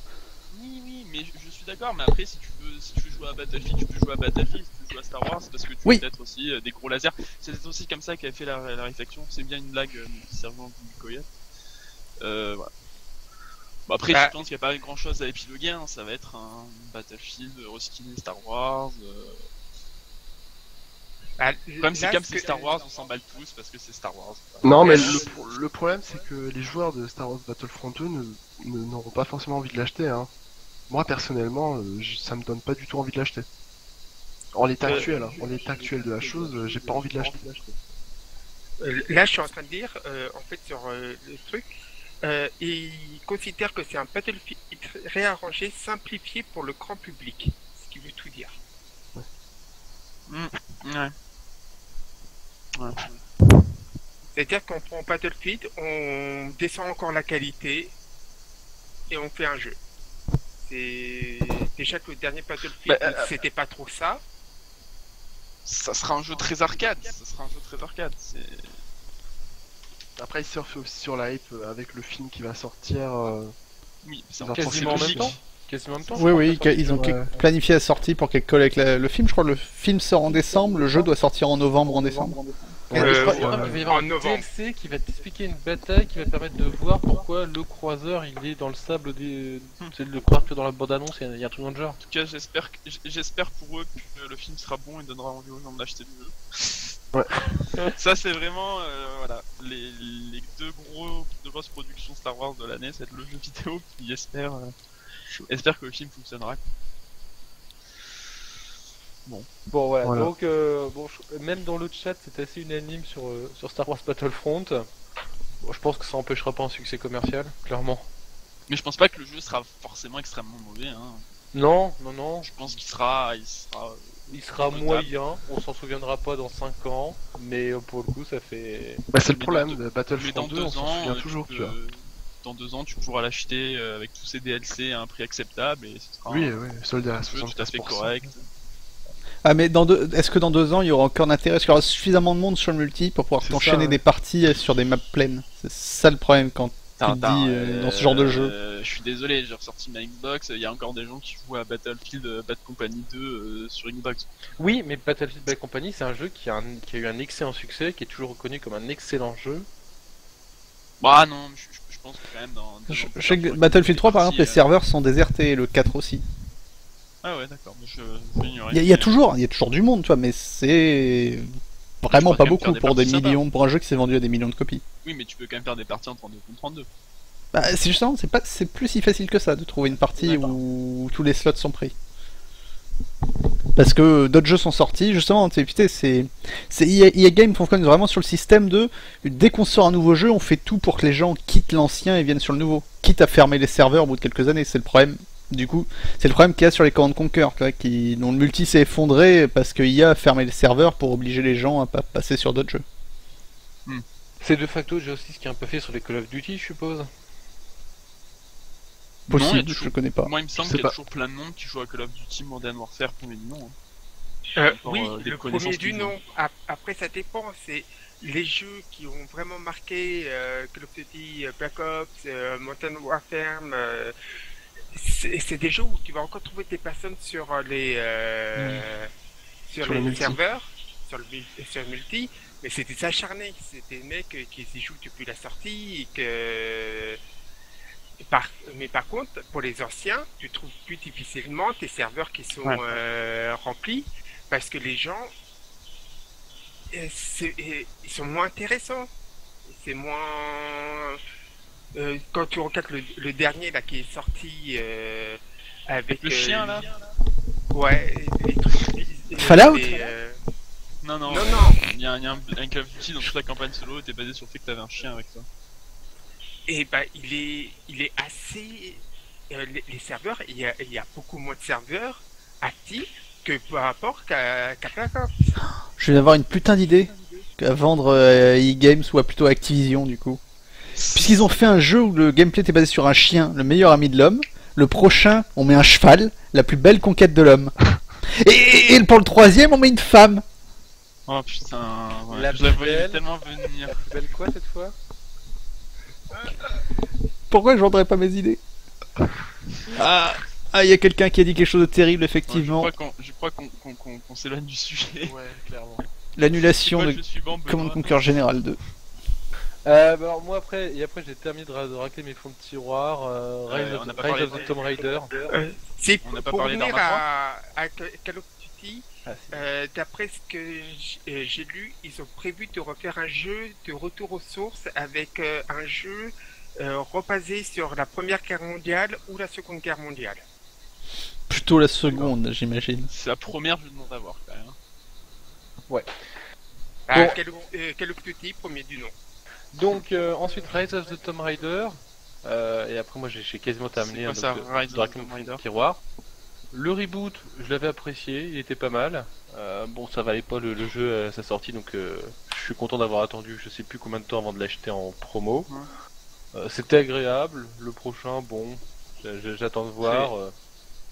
Après, le reboot avec la sur l'île japonaise là. Oui, Il était sympathique, mais par contre, j'en reviens à la grande différence entre les gens qui écrivent le scénario et les game designers, c'est que tout le jeu était basé sur le fait que Lara, allez en prendre plein les dents. ouais voilà, et puis et c'est comment elle devient un peu une grosse dure qui se met un peu à tuer de manière un peu froide et tout. Et c'est bien qu'il y a quand même des moments exceptionnels où tu tues 15 000 personnes dans le niveau. Tu arrives à une cinématique où elle va tuer quelqu'un et elle va faire oh mon dieu j'ai tué quelqu'un mais c'est Mais horrible. ça Et avait pendant- déjà été expliqué dans Uncharted où Nathan Drake en fait c'est le perso qui est pas du tout un gros combattant, qui aime Mhm. plutôt discuter et pour les phases de combat il est avec la Kalash, il tue des ennemis par Ouais, paquet de voilà. 30. Alors C'est- oui, Louis 64-59, nous en avons déjà parlé. De Total War Warhammer et Anno 2205. Ouais. Donc vas-y, Mais- Arcan, mais- tu disais. Mais voilà, il y a quand même un gros décalage parce que quand t'es là, tu fais un niveau, tu tues 50 personnes de sang-froid sans aucun problème. T'arrives à un moment où elle tue quelqu'un, elle en pleure parce qu'elle a ôté une vie. Je te dis, il y a un problème. Oui. C'est totalement incohérent.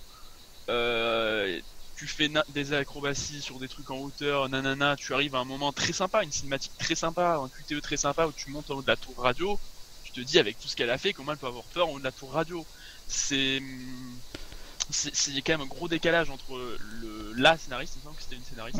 La narration et le Et, gameplay qui Voilà, n'arrivent pas à se et raccrocher. les mecs qui font les cinématiques et le gameplay qui n'a rien à voir. C'est-à-dire que la fille, elle est en mode ah mon dieu, j'ai peur, j'ai du mal à tuer des gens parce que c'est pas bien. Et à côté de ça, c'est Terminator. Oui. T'as un gros décalage et tu n'y crois pas une seule seconde. Ouais, mais il y a pas mal de cinématique. jeux qui ont ce problème de toute façon. L'idée est très sympathique, mais moi ça me saute particulièrement avec Lara Croft. L'idée est très sympathique, faire une petite femme fragile qui devient Lara Croft, pourquoi pas. Mais franchement, Je suis entièrement d'accord. il y a aucune cohérence et c'est le problème d'un. Ou alors, elle a un dédoublement de la personnalité. Et bien du sûr, coup, j'allais sa te personnalité de tueuse prend peu à peu le dessus. Ah bon, voilà, des- donc le prochain peut être très sympa. C'est agréable, enfin, ce sera pas un jeu extraordinaire, mais ça peut être un jeu très sympa et agréable à voir. Voilà. Ce sera développé par qui? Je sais pas du tout. Attends, Allez, moi j'ai je une pense news les là, mêmes. peut-être que j'aurais trouvé l'info. Bah, de toute façon, la licence appartient à Square Enix. Et après, qui la développe? Oui, mais y a pas Sega à un moment dans le processus, au moins pour la distribution? Ah, aucune idée. Ça me dit rien. Ok. Arma 3 parce que Arma alors, 3. Il n'y a pas d'info. Alors Arma 3, donc on a une nouvelle extension annoncée. C'était une erreur de ma part sur ceux qui avaient lu le topic que j'avais fait sur l'annonce de la nouvelle carte pré-E3. C'est une future extension qui est annoncée. Donc d'après ce que j'ai compris avec une campagne solo. Qui sera vraisemblablement la suite de la campagne solo de Arma 3 de base, vu que la fin de la campagne solo laisse entendre que le combat va se poursuivre dans le Pacifique. Et en effet, on arrive donc sur une île du Pacifique, visiblement qui a été occupée par les Japonais pendant la Seconde Guerre mondiale, vu qu'on y voit, il me semble, un ou deux bunkers et aussi un zéro craché dans les... Donc un avion de chasse japonais craché dans la cime des forêts. La map a l'air très jolie, beaucoup d'arbres. On a beaucoup fait le reproche à Altis et Stratis de manquer de forêt. Donc là, ils y sont allés avec une belle jungle. Voilà, la véritable question, ils ont toujours fait des jolies maps chez Bohemia Interactive. La véritable question, c'est est-ce qu'elle va être optimisée? Oui. C'est la grande question. Voilà. Par contre, elle a l'air très sympathique avec un volcan, un truc d'orpailleur, des jungles, quelques Une mine. îles. Une mine, tout à fait. Ah, par contre, j'ai l'impression qu'il y a une grande île et qu'il y a des petites îles à côté. C'est tout à fait possible. Mais oui, ça pourrait même être sympathique. Mais j'ai pas bien vu ça. Je t'avouerai que moi j'ai regardé la conférence de l'E3, mais c'était à 3h du matin jusqu'à 5h du matin. Je dormais, je regardais d'un œil, je me rendormais. De manière générale, les conférences sont trop longues. Hein. Elles sont trop longues et trop Ouais. chiantes. Bah, à 5h du matin, moi je bossais le lendemain, j'étais crevé, j'en pouvais plus. Mais je l'ai regardé un peu, mais non, ça m'a pas marqué plus que ça. Par contre, elle a pas l'air. Enfin, ça peut être un point positif qu'on y est, elle a pas l'air très grande. Elle a l'air d'être une taille raisonnable. Après, je pense qu'elle a pas besoin d'être grande parce que c'est de la jungle. Donc de toute Oui, façon, tout à fait. on va pas s'amuser à faire un truc en char, un road trip en char sur 50 000 km. C'est de la jungle, il y aura des petites pistes dégueulasses. On aura de toute façon un point de vue assez restreint parce que même si tu te fous en haut du volcan, tu auras peut-être toute l'île, mais tu pourras pas voir les ennemis qu'il y a dedans vu qu'ils sont cachés par la forêt. Ça n'a que peu d'intérêt de toute façon de mettre une grande carte et peut-être aussi que ce sera l'occasion d'avoir une carte qui l'agra moins, j'espère. Bien, par contre, et je viens de regarder, il y a un avion qui passe sur plusieurs îles à un moment avant d'atterrir sur un aéroport, donc je pense que nous avons Oui, plusieurs voilà. îles de taille Mais variable. Il y aura sans doute oui, plusieurs îles de petite taille variable, ça pourrait être très sympathique. Ils ont déjà fait des cartes un peu comme ça, mais c'est vrai que leur carte principale manquait de taille variable. Là, ça pourrait peut-être être un architel plus qu'une seule et unique. On pourra faire des abordages de île. bateaux, peut-être. Peut-être. Mais de toute façon, il y aura quand même une grande ville principale parce que faut s'imaginer que si c'était uniquement un archipel avec des îles de taille équivalente et relativement petites, ce serait trop compliqué pour changer d'île à chaque fois. Il faudrait prendre soit un bateau, soit un hélico, ce serait galère. Donc de toute façon, il y aura quand même une grande ville principale. Les archipels, je pense que ça va être un peu bonus. Oui, en effet, ça va. Après, ça peut dépendre comment ils vont faire ça. On peut avoir une île avec un grand hôtel de luxe qui prend toute la taille de l'île, par exemple. Ouais, oui, mais ça pourrait être très sympathique. Mais ce que je veux dire, c'est que regarde, par exemple, quand nous on joue sur NZ Wazobo, il y a plein d'îles qui sont relativement grandes et sur lesquelles il y a matière à faire. On n'y a jamais foutu les pieds, à part pour un début de mission, parce que ça veut dire que tu quittes le continent, tu dois prendre un bateau, ça te prend 5 minutes, alors tu prends un hélicoptère, Mais- enfin c'est Oui, mais super en fait, galère. parce qu'il y a un problème, c'est que le bateau est beaucoup trop lent. Tu fais ça en hélico ou en parachutage d'avion, c'est beaucoup plus rapide. Oui, mais le problème c'est qu'après, si tu es sur une petite île, la île elle est petite, donc enfin, t'as vite fait le tour, c'est le problème. Mais Ouais, je je suis pense que d'accord. c'est quand même un bonus. Hein. Je suis d'accord avec toi, ça va être plutôt bien d'avoir des petites îles, mais faut quand même s'attendre à avoir une grande île principale. Qui Oui, fait je 90% pense également. du temps de jeu. La question, ça va être qui vont être vraiment les ennemis. Vu que d'après ce que j'ai compris, on va partir sur On s'en moque un la peu, suite non de la campagne. Bah, Non, ça peut enfin, être intéressant de, Non, parce que savoir. la campagne principale d'Arma, c'est pas son point fort. Hein, c'est. Oh, elle est sympathique et surtout, ça va être aussi ce qu'on va avoir accès au début avant que les modes Non, le background peut être intéressant, ça dépend ce qu'ils font comme travail sur leurs armes, ça dépend ce qu'ils font. On a quand même joué un certain nombre d'heures sur le background de base du jeu, ça peut être sympathique s'il est bien fait. Oui, mais des... donc moi c'est surtout pour le multi que je vais y aller. Oui, mais au début, ton multi va être basé sur le background de base, donc savoir qui sont les ennemis. On sait que les gentils ce sera vraisemblablement des Américains, les ennemis ce sera vraisemblablement des Chinois ou des trucs comme ça. Ça peut être intéressant de savoir qui tu vas affronter ou qui tu vas jouer, oui, quels équipements ils auront. Ah d'ailleurs, par contre, oui, c'est pas bête, on pourrait peut-être avoir de nouvelles factions. Oui, on aura une nouvelle faction. De toute façon, on va pas affronter, je pense, le CISAT. Allez, Pacifique. l'Iran débarque dans le Pacifique, pardon. Je pense. Pourquoi que ça pas? va Attends, être et les genre, Chinois, hein. l'Empire iranien, il a bien englobé la Syrie, l'Irak et la Turquie dans le background d'Arma. Enfin bon, de là, aller prendre un truc dans le Pacifique Centre, et si vous considérez les Malouines, on peut se demander ce qu'ils ont fumé, quoi. Bon, je sais pas. Alors, les Vietnamiens ou les Nord-Coréens, dans ce cas-là? Alors, c'est plus Ça, c'est CISAT, stylé. Les Chinois, ça serait trop l'alliance des obvious. États musulmans mondiaux, il y a un problème. Surtout que non, c'est même pas possible vu que le CISAT, c'est justement c'est des chiites, donc non, c'est voilà. Ça va être, je pense, ça va être des Chinois ou quelque chose comme ça, mais ça peut être intéressant de savoir qui ça va être puisque de toute façon, quand ils le diront, on pourra savoir à quel véhicule on aura accès vu que tous les véhicules qu'il y a même dans Arma 3 existent, ne serait-ce que sous forme de prototype dans la vie réelle. Toujours pas de date de Donc, sortie voilà. au fait. Non, ils disent que ce sera pour 2016, on sait pas. Alors même pas un début de semestre ou de trimestre. Je sais pas, enfin, le problème c'est même s'ils disent premier semestre 2016, on sait très bien qu'il y a 90% de chances que ça soit décalé, comme dans tous les jeux. Ouais, c'est Donc, pour ça, voilà. c'est pour savoir si on avait des informations. Non, je vais vérifier, mais il me semble pas qu'on Est-ce qu'il y a vous autre chose, Melita, Salzoom, Leader? Ouais, The Banner Saga 2. Le 1 Ah oui, tu avais était fait un un let's play superbe jeu. Oui, donc j'avais fait un let's play dessus. Le 1 est un superbe jeu, je vous encourage à l'acheter. Il est pas cher, il est souvent en promo et c'est très sympa. Si vous aimez les tactiques RPG notamment. Puis même une histoire bien sympa, des musiques magnifiques et j'attends le 2 avec impatience. Et il y a eu quelques infos qui ont été diffusées à l'E3. Voilà.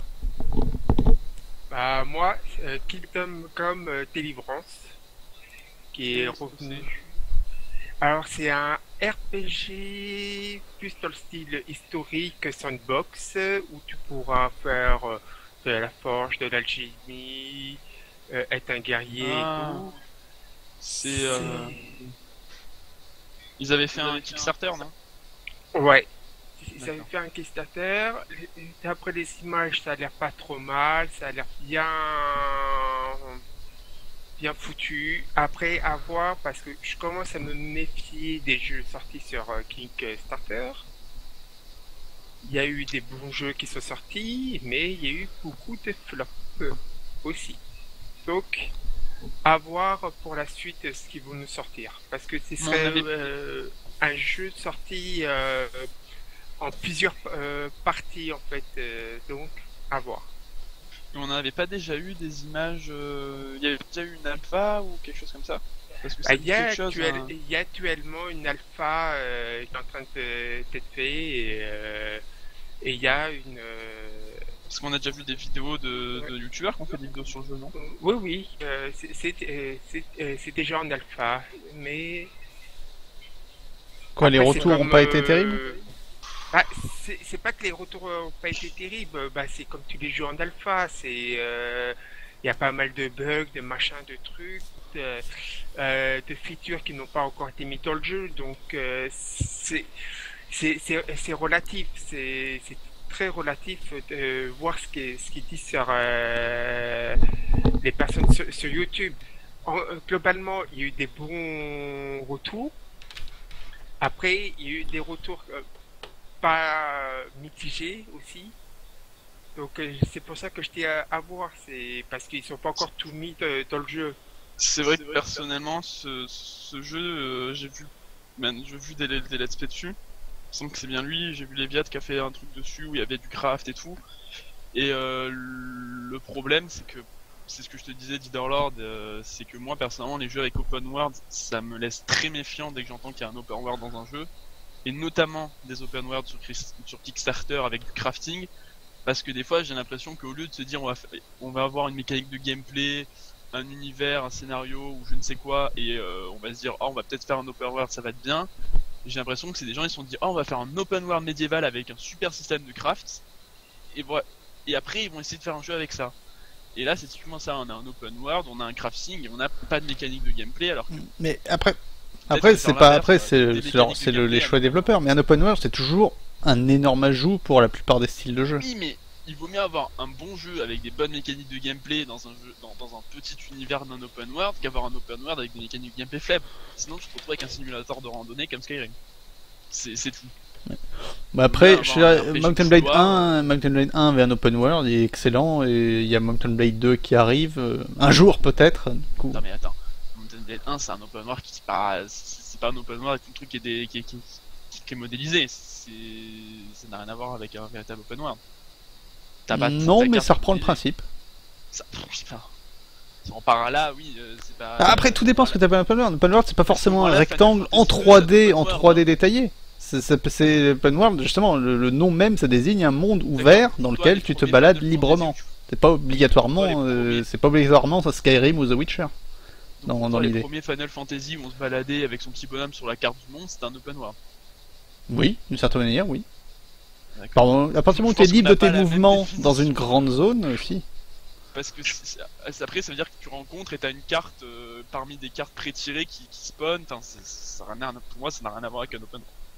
Oui, je pense que pour la plupart, un open world, c'est vraiment une carte où tu peux, un carré 3D, où tu peux te balader dedans, quoi. C'est pas Oui. juste Parce que des sinon, ça, endroits spécifiques qui sont modélisés et ensuite tu peux te téléporter d'un endroit à un autre sans. Ah, mais ça a rien à voir, du coup. Mais si, mais Mountain Blade, c'est ça. T'as une carte qui est extrêmement peu détaillée où tu te balades, tu fais un combat, Oui. et t'as une des 20 cartes qui a été. Mais tu te bats toujours dans les mêmes 20 cartes, hein, dit dans l'ordre. Voilà, c'est ça. Donc c'est pas du tout un open world. Il y a débat. Et pareil pour les villes, c'est pas des villes. En plus, c'est les mêmes. Les villages, ils sont tous en 3 itérances, en 3 itérations sur la carte. C'est pas du tout un Oui, open world. non, mais là, on prend exemple sur Mountain Blade qui a été fait par un couple et tout, et donc je pense pas que Mountain Blade soit vraiment le bon exemple à suivre. Oui, clairement pas.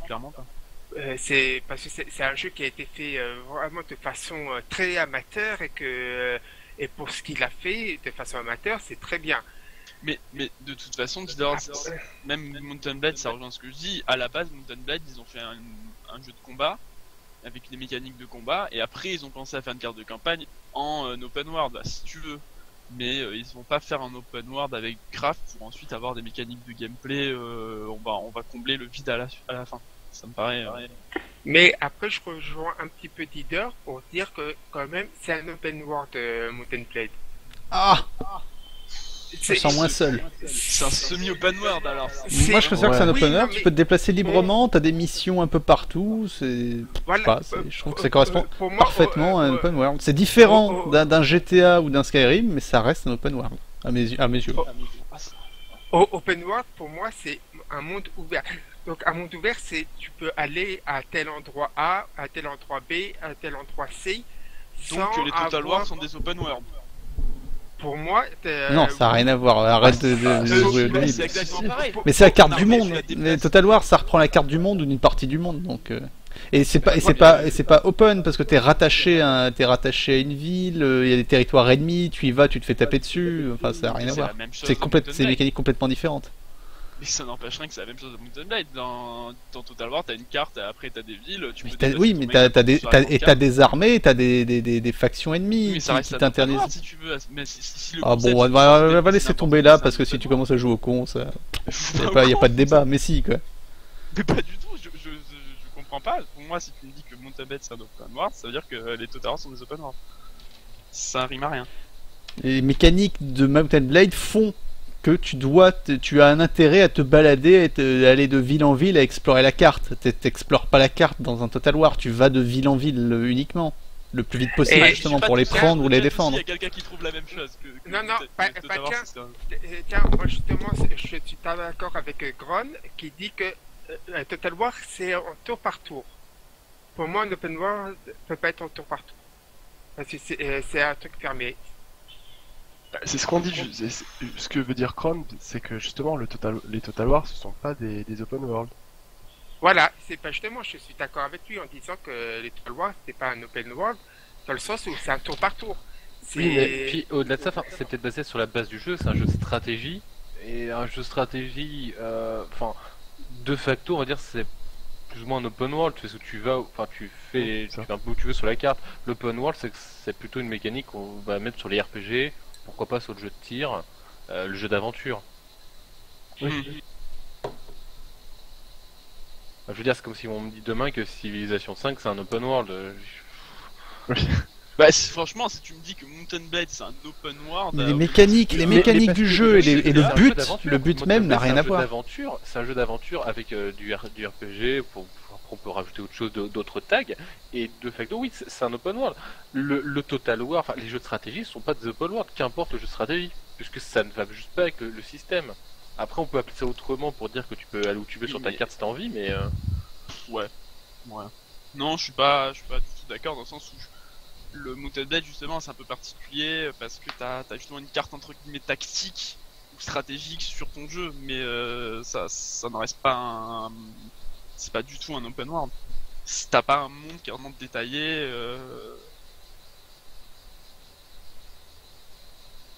Après, qu'est-ce que tu entends par monde détaillé? Parce que, par exemple, je vais prendre les premiers Elder Scrolls, c'est de l'open world, mais qu'est-ce que c'est vide en dehors des villes, et encore, c'est-à-dire les villes. C'est généré de manière procédurale, t'as des arbres et des buissons qui pop de manière random quand tu vas d'une ville à une autre. Il y a que les villes qui sont modélisées, tout le reste c'est généré aléatoirement au fur et à mesure que tu avances. Bah, prenons Assassin's Creed A alors. Ça c'est un vrai open world. Oui, c'est un open world. Très vide, Oui, mais c'est un open world. world. Très vide. Ça, Très mal fait, mais c'en est un. Très vite surtout. oui, mais pour moi c'est plus un open world que Mountain Blade. On sera pas d'accord sur le principe. Bah, Ça sera l'objet d'un prochain non, débat. Mountain Blade est différent, mais pour moi il est différent, mais il n'empêche que ça reste un principe d'open world parmi d'autres. Mais en fait, parce que je pense que le problème de Mountain Blade, c'est que comme le jeu ne pourrait pas supporter qui montre que tu te balades avec tes 200 mecs sur 40 000 mètres carrés, il est obligé de mettre ça sur une carte stratégique. C'est ça, ouais. Mais de facto, s'il pouvait, tu pourrais te balader avec tes armées derrière toi, et là on dirait oui, mais c'est complètement un open world. Mais comme il y a un choix de gameplay qui est de te mettre sur une carte stratégique, parce que sinon le moteur tiendrait pas, puis parce que ce serait complètement inutile de faire autrement, eh bien tu finis sur une carte stratégique. Donc pour moi, pour moi ça reste globalement sur un open world. Bon, bah après le gameplay de Mountain Blade est assez spécial. Puis après tu peux aller dans les bois chasser le sanglier ou le cerf, comme dans Gothic ou Skyrim. Dans des modes. À partir du moment où là tout est dit, oh, il me semble que même dans le jeu de base on pouvait chasser à la fin, après X mise à jour. Il me semblait qu'il y avait des terrains de chasse dans le jeu de base. Oui, mais voilà, t'as des terrains de chasse, tu peux pas chasser partout, tu vas chasser Oui. dans un point particulier. Oui, mais qu'il faut trouver. Si tu te balades en forêt, tu vois le point et t'as une animation. C'est comme les camps d'entraînement. Tu te balades, d'un coup tu vois un camp d'entraînement, tu cliques dessus et bam, là tu entres dans la vue en 3D et tu as le terrain d'entraînement modélisé et hop, tu combats. Alors, oui, donc Louis 6459, nous avons parlé de Hearts of Iron 4, c'était dans la partie actualité. Et Melita, c'est parti de chercher la définition d'un jeu. Tu es parti la chercher ou tu l'as fait toi-même? je suis parti la chercher. Ouais, mais alors en fait, le problème de la définition, il faut être assez clair, c'est que on définit un terme comme on en a envie. Et donc généralement, en fait, pour un même problème, il y a plusieurs définitions, et on choisit la définition qui nous arrange. Et c'est pour ça que généralement dans les débats un peu poussés, on se pose la question à quoi ça sert de le définir comme ça. Et donc par exemple, est-ce qu'il y a un intérêt à définir un Mountain Blade comme un sandbox ou un open world? Et quel est l'intérêt derrière? Pour faire un peu une idée du cheminement intellectuel, c'est comme si on demandait est-ce que la charte de l'ONU c'est une constitution mondiale ou pas? En soi, tu vas chercher la définition qui t'arrange selon ce que t'en penses, et puis c'est fini. Maintenant, la question c'est est-ce qu'il y a un intérêt à dire que c'est une constitution ou pas, et qu'est-ce que ça change au problème? Donc là, c'est pour ça que je suis pas très fan d'aller chercher vraiment des définitions comme ça tirées n'importe où, d'un point de vue rigueur intellectuelle. Par contre, maintenant, voilà, enfin pour moi l'open world, oui, ça reprend des idées qui étaient mises sur le fait que oui, on peut se déplacer n'importe où sur le monde, et dans Mountain Blade, on peut. Donc c'est pour ça que pour moi, oui, c'est un open world. Maintenant, est-ce que c'est intéressant? Et je pense que, comme j'ai dit, ça pourrait peut-être faire l'objet d'un autre débat, même si je trouve pas ça très passionnant. Bah là, on parle. Ouais, après, l'intérêt de ce débat, c'est de faire une définition ou pas, donc je sais pas si c'est très intéressant. Ouais. Mais c'est bien, on n'avait pas trop de débats, on en a trouvé un au final. Ouais, mais parce que le problème c'est que Star Wars Battlefront c'était un peu trop simple, tout le monde l'attendait au tournant, le troll et autres. Ouais, là on a trouvé un bon concept de débat quoi. Open world ou pas. Moi je pense que c'était un open world différent, mais ils ont créé leur propre style d'open world avec non, Mount & à la Blade. limite, que Mount & Blade, idéalement, ils auraient aimé faire un open world avec tout Calradia modélisé, je veux bien, ils ont pas pu, donc du coup ils ont fait un truc au rabais, avec une carte sur laquelle tu te déplaces, façon les Final Fantasy. D'accord, mais Ça à mes yeux ça reste un nouveau style d'open world. Est-ce que Un ancien style. un nouveau concept. Un ancien bon, style alors open par world. contre, maintenant globalement, quand nous avons un début de consensus, est-ce qu'il y a d'autres aspects sur l'E3 que nous avons encore à voir? Est-ce qu'il y a des gens qui veulent nous parler de, je sais pas, Nintendo qui n'y était pas, qui s'intéresse. Parce que malheureusement nous n'avons pas Faras aujourd'hui. Oui, mais Lui, il aurait pu en parler. Ah oui, c'est vrai que c'est un des rares joueurs un peu consoleux chez nous et fan de Nintendo. Il n'est pas joueur console, il est joueur Nintendo. Attention. Et, il est pas joueur console, il est joueur de Nintendo. C'est ça que tu as dit? Il joue qu'à une seule type de console, c'est les consoles Nintendo. Ouais, bon, d'accord. Mais c'est une console à particulière. bon, au-delà de ça, maintenant Carrefour, je vais relancer un débat à moitié inutile sur un point secondaire. Donc, est-ce qu'il y a des aspects sur Nintendo qui étaient à voir? Ils n'ont fait aucune annonce, je crois même qu'ils se sont fait à moitié insulter pour leur conférence. Ils ont sorti un Star Fox particulièrement dégueulasse graphiquement, qui a l'air de sortir tout droit d'un rebut de Nintendo 64. Non, sérieux? Mais je pense que... Oui, tu as pas vu? Il s'appelle comment? Je sais plus. Tu vas le trouver facilement. Tu tapes Star Fox 6.3, tu vas le trouver. Il est effroyablement laid. Après, peut-être que le gameplay c'est très bien, mais il faut quand même vivre avec son temps. Ils n'étaient pas à l'E3 justement à Nintendo? Non, mais ils sont jamais à l'E3, mais ils avaient fait une vidéo. Oui, ils font. Disons qu'en parallèle de l'E3, ils diffusent des vidéos conférences. Quoi. C'est pitoyable.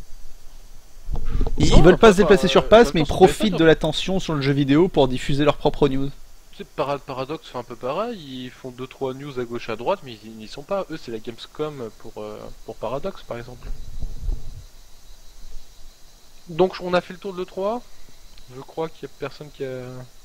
Je suis en train de regarder, je vais filer les news en vitesse pour voir s'il n'y a pas quelque chose qui viendrait à l'esprit. Mais... Leader, j'ai remarqué qu'il y a une information qu'on n'a pas donnée. Bon, c'est un petit teaser.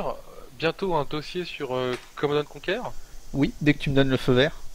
J'ai quasiment fini de relire le premier très long article. Et j'ai pas encore commencé le deuxième, encore plus long article. T'en as deux de plus derrière. Oh, putain. Voilà, donc Leader Lord a décidé de faire sa thèse sur les Command & Conquer. Ouais. Et sur leur supposée supériorité par rapport aux autres RTS. Ça fait combien de pages ton affaire? À l'heure actuelle, avec les 3 parties, donc en comptant celle que je n'ai pas lues, ça fait une 30aine de pages. Bon voilà, donc c'est pas tant que ça, les je trouve. fans des Command & Conquer. Ça fait long une fois qu'on intègre les vidéos et les images. Oui, non. En effet. C'est ça. Si on n'a pas autre chose à dire, on va bientôt pouvoir arrêter. Alors, prochaine session, elle serait vers le 11... Non, pas du tout, si... Donc quoi, dans 2 samedis? Dans 2 samedis, on serait vers le 11, c'est ça? Oui. On serait le 11. Donc, on avait le débat sur les cités-états qui était prévu, italienne. On fera toujours un point sur l'actualité. Celle du 25, parce qu'on en aura une du côté du 25 juillet, bon évidemment après ça dépendra des disponibilités des personnes, mais je tenterai bien un débat sur les tribus dans le cadre de la sortie de Horse Lords. Ça nous fera une semaine et demie depuis la sortie de l'extension. On pourrait peut-être tenter un débat là-dessus, sur les tribus et leur implantation dans les jeux. Oui. Comme ça on pourra se rappeler que... si tous les généraux savaient qu'il fallait se mettre derrière les ponts ou dans les forteresses, hein, pour rappeler Medieval 2 Total War. Et comme ça vous arrêtez les Timurides et les invasions mongoles. Ah oui. Oui, bah oui, c'était ça la stratégie viable, tu les affrontais pas en pleine. On vous rappelle que donc nous savons qu'il y a eu des problèmes sur le forum, ils vont être réglés dans les prochaines semaines. Là, il y a eu globalement un consensus au niveau du staff, donc une nouvelle solution serveur et autres. Donc nous vous tiendrons informés. Je ne crois pas qu'il y ait d'autres annonces, donc je pense que nous allons pouvoir nous arrêter là-dessus. Donc c'était une émission un petit peu plus détendue, et pour faire un point sur le 3. Nous faisons nos pensées vont vers Saras actuellement, qui a dû peut-être terminer son agrégation, qui est peut-être en train de la passer. Oui, parce qu'on passe l'agrég le dimanche. Et Il n'y a pas de repos. Disons, à dans 2 semaines. Et bonne journée à tous. Enfin, dans 2 semaines pour l'émission de radio. Puis Didorot va retourner nous faire du The Witcher ou du Hearts of Empire 2. Oui, s'il y a des volontaires pour un petit Age of, tiens. Ou un petit Command & Conquer, hein Didorot. Oh, toujours, mais ça passe avant tout, bien sûr. Donc, à tout à l'heure pour d'autres programmes. Au revoir. Salut. Salut.